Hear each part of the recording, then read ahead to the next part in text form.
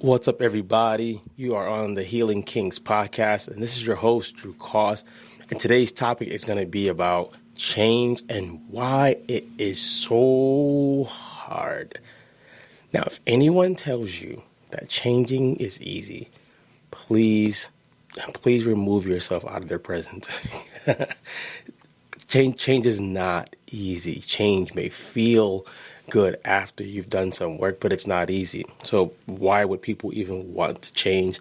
That's what we're going to talk about in this episode today. I'm going to give you some tips, some things you can think about, and then a strategy you can use that I use for myself, my students, and just my friends in general. First thing you want to think about is, why do you want to change? Do you need to change? And who's telling you you have to change? Usually for men, when somebody wants us to change, they let us know that you need to change because, and they give us a reason. Or when you want a child to do something, to change their behavior, to change what they're saying or thinking, you usually try to say, you need to do this because. Usually when Aaliyah is a child that loves taking risk. So if she could, she would jump from the top of the stairs all the way down and be laughing. And I always have to warn her, you can't do this because it's dangerous. So I need you to change about you not thinking that I don't want you to take risk. I don't want you to get a broken leg, a broken arm, and things like that. So we want to think about what's the reason why you want to change. You may not need to. Sometimes we would say that the older somebody is, the harder it is to change or to stop something. I don't believe that. I believe if the desire is to change, there's formulas and strategies and things that person can do. Will it happen as quickly? I believe it's up to the person and the amount of work that they want to do. I've seen, if you guys remember the movie Scrooge, right? He literally was a man that hated being around people, and he acquainted being rich with not being around people. So he was mean. And then these three ghosts visited him one night, and he changes overnight. So let's get into some real life stuff. For me, when I show people or I help people change things, habits, belief systems, weight loss, whatever it is, I usually ask them to think about it like this. Whatever that thing is, it has to somehow be painful in the past, painful in the present, and painful in the future for you to want to change and for you to actually do the work to change. Ideally, you would want someone to have this knowing that this is going to be painful if I don't change it. It was painful then, it's painful now, it's going to get worse if I don't change it. You want them ideally to also have this in their head that there's some pleasures throughout the whole process too. Like if I change, it'll be pleasurable now and later. The thing with that is it may not be pleasurable while they're trying to change it. One of the things that I wanted to change was receiving help from people that and believing that they did not have to hurt me.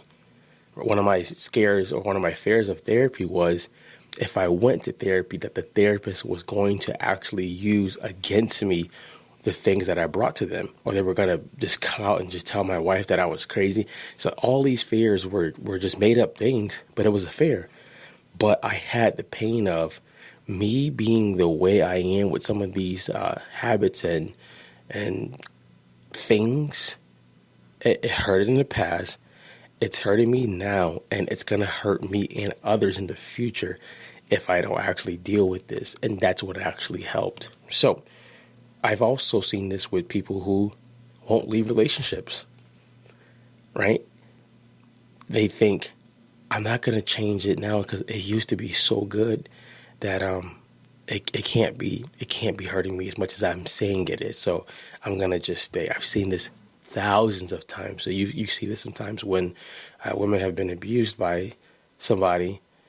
and they stay because he used to be nice back in the day, and then something happened, and he became this madman, and I'm just gonna remember him back in the day. So you have to think about it. It has to be painful in the past and this present, and it's gonna get worse if I don't change it. So let's go through a little exercise on how we can actually change something. One of my key things that I do with people is ask them, what do you believe about this subject? What do you believe about this topic? What do you believe about yourself? So let's say, for example, someone I helped recently, ironically, I help people with content more than anything. And it usually starts off with something that is in their head that happened long ago. So a person, Drew, how do I end up getting more content engagement? Right? Not just more so followers. Followers are cool, but how do I end up getting some more content engagement? So I said, what is your thought pattern when you're actually creating content and putting it out? And they started to tell me, I'm going to just give them some tips and things like that. And I asked them, what stops you from sharing part of your story as well? And they were like, I don't think it's worth it. I don't want to go that deep. I don't want to be that personable.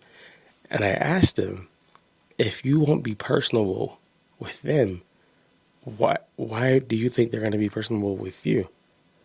Or if you're scared to share any of your stories, why do you think they're going to open up? They're going to still be closed, or they're going to still be guarded because you haven't shown them any transparency or any vulnerability. And the initial fight was, I don't want to put my business out on social media. Okay, cool. That's always a decision of the person. I'm not saying that you need to go and make social media your therapist. I wouldn't say that, but you need to think about, if I'm not going to share anything about me, my journey, why would someone want to follow me or do business with me? So the change that needed to happen here was embracing the fact that, I always say this, that transparency is currency. If you're transparent with people, you kind of put down the wall of defense. If you're vulnerable with people, you also allow them to be vulnerable with you. When in exchange, that can be a beautiful business friendship, a business ship, if that's a word. It's not a word, but it's a word today. It could be something great because now our people are looking at you like, oh, this person's human.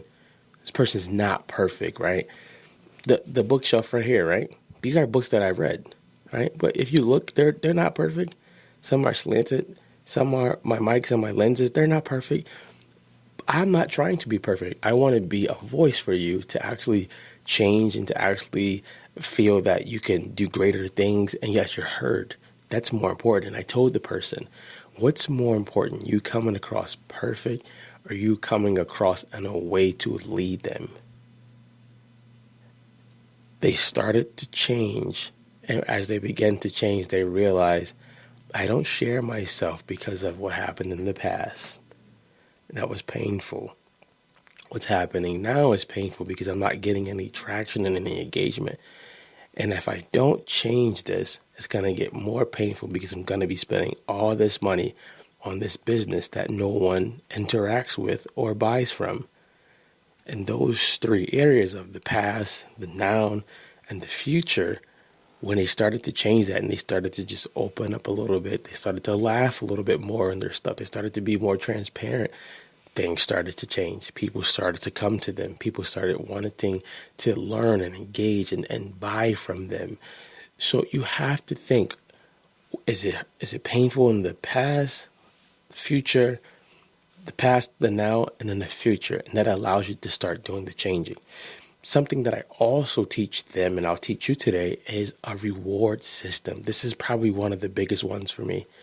People do not reward themselves enough when it comes to hard work. I'm not saying that every time that you just want to reward yourself, you should. You can do that. That's not my place to. That's not me to tell you what to do with that. I want to tell you that you want to reward yourself on the journey of this changing, because it is painful. But the beauty of it is, as you start to change, you'll start to see that these things were also holding you back mentally a lot of times spiritually, and a lot of times physically. So you want to set a reward system up. I usually tell people, set a reward system up every like 15 days. If that's too long, every 5 days. You want to congratulate yourself for the work and the effort that you're putting forth to do whatever you want to do. You don't want it to be, I'm going to reward myself when it's over. That seems heroic. It seems cool.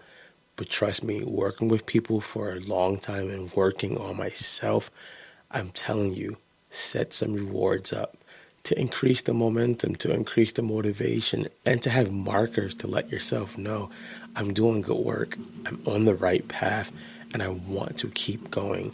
One of the habits that I'm changing currently is realizing, this is going to sound so comical, realizing that in some relationships I don't need to be as regimented with my time.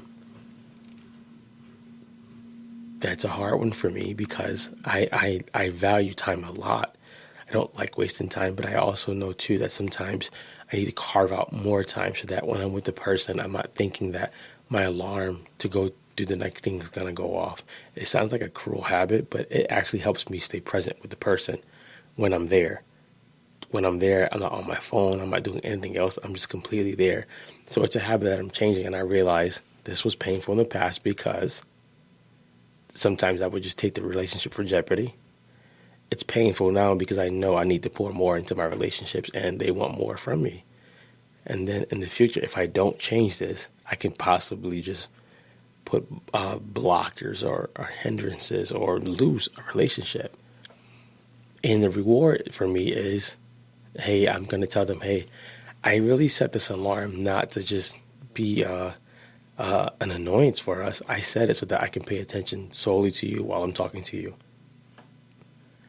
Change is not easy, but change is it's good. It's necessary if you want to keep growing. It's necessary if you want to stop putting limits on yourself, which we all do at times. So to summarize this up, right, for people to really have good change, it needs to be painful in the past, the now, and the future if they decide not to do it, if they decide not to change. If the doctor told you you have cancer, but you have to stop drinking soda, let's just say that was the case. You can't keep looking at soda like, oh my God, it was so good in the past. You have to look at it like it's painful because now it has gotten me to this place right now. If I don't stop this now or doing it now is not helping me at all. If I don't stop it in the future, it's literally going to take me out. Then change would be a lot easier to start making moves on. So today, start making a move. What do you want to change? Is it worth changing? And can you go do some of those steps that we talked about in today's episode? Make sure, guys, today you go and be great.